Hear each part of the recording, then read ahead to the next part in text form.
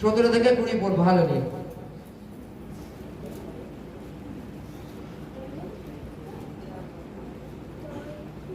Thank you Jesus. পেয়েছি। লোকলিখিত সুসমাচার 10:17। পরে সেই 70 জন আনন্দে ফিরিয়া আসিয়া কহিল, প্রভু আপনার নামে ভূতগণ আমাদের বশীভূত হয়।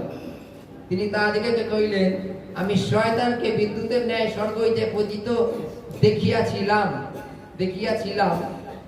দেখো, আমি তোমাদিগকে সর্ব বিচ্ছিত পদতলে দলিত করিবার ও শত্রুর সমস্ত শক্তির উপরে কর্তৃত্ব করিবার ক্ষমতা দিয়াছি।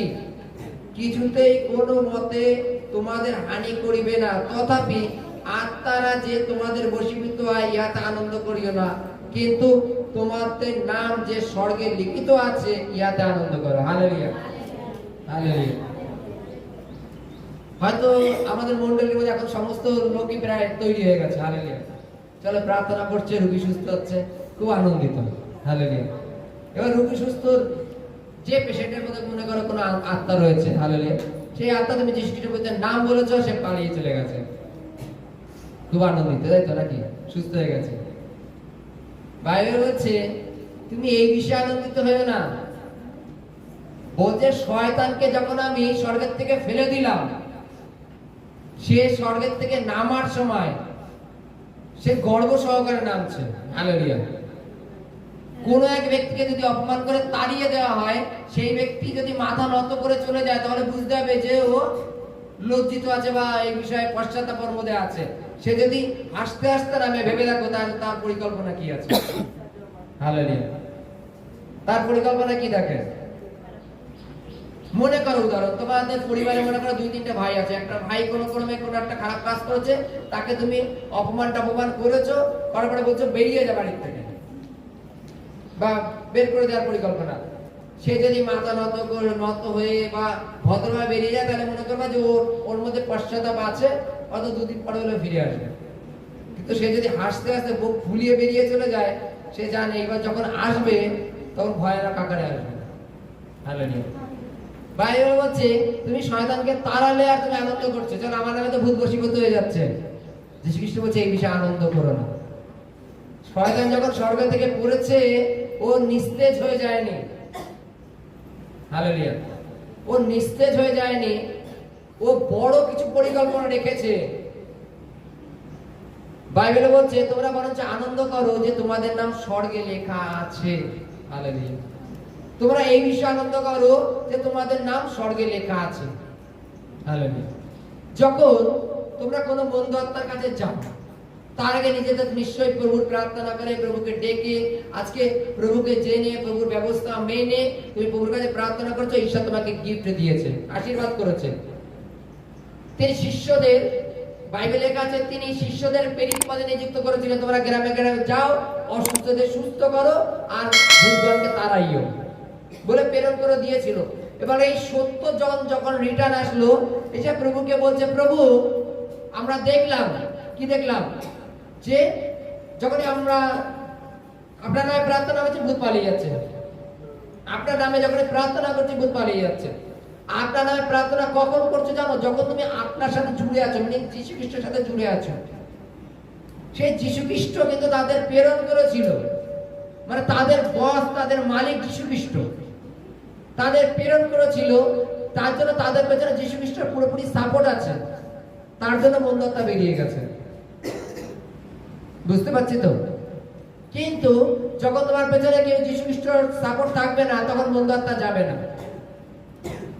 বাইবেলে বলছে তিনি যে গিফট দিয়েছেন, তুমি মন্দাত্মাকে তাড়াচ্ছ, মন্দাত্মা পালিয়ে যাচ্ছে যীশু খ্রিস্টের পবিত্র নামে।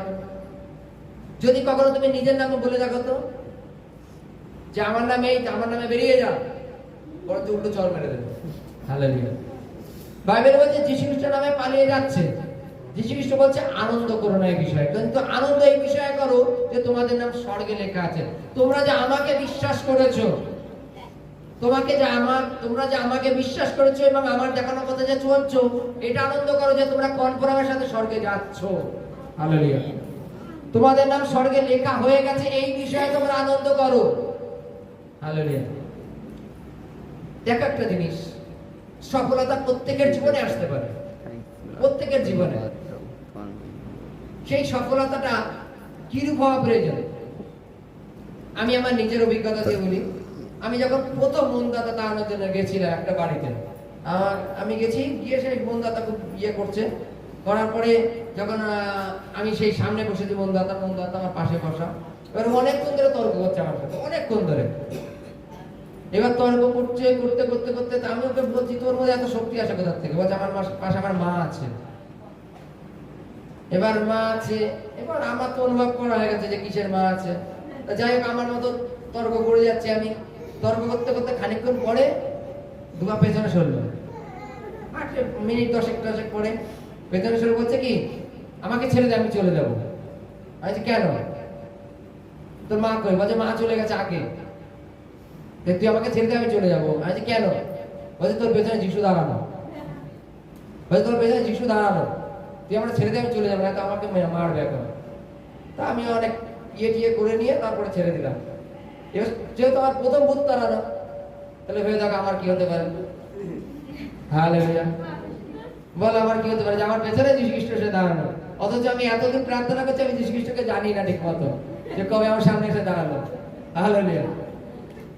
কোনো ক্রমে কাজ বাজ মিটিয়ে বাড়ি চলে আসলাম, এসে হাঁটু করে ঘরে 8 ঘন্টা প্রার্থনা, শুধু চোখের জলে, যে তুমি আমার পেছন পর্যন্ত যখন উপস্থিত হয়ে গেছো, আমার আর চিন্তা নেই। হালেলুয়া। মানে সেই শয়তান দেখলো যে আমার পেছনে দাঁড়ানো, তখন আমি নিজেকে খুব আনন্দিত করছিলাম। বাইবেলের কাছে তোমরা এই বিষয়ে আনন্দ করো না। আমার আনন্দ হয়েছিল কারণ প্রথম ছিল। হালেলুয়া। প্রথম জিনিস আনন্দই হয়। বাইবেলের কাছে তোমরা আনন্দ বরঞ্চ এই বিষয়ে করো যে তোমার নাম স্বর্গের রাজ্যে লেখা হয়ে গেছে। কেন? তুমি যীশু খ্রিস্টকে বিশ্বাস করেছো, ঈশ্বরের একমাত্র পুত্রকে বিশ্বাস করেছো, আর সেই পুত্র এই সমস্ত মন্দ আত্মাকে নাশ করার জন্য এসেছে। হালেলুয়া। সমস্ত মন্দ আত্মাকে নাশ করবার জন্য এসেছে। আজকে তোমরা যখন কোনো মন্দ আত্মার উপরে প্রার্থনা করবে, যীশু খ্রিস্টের পবিত্র নামে। হালেলুয়া।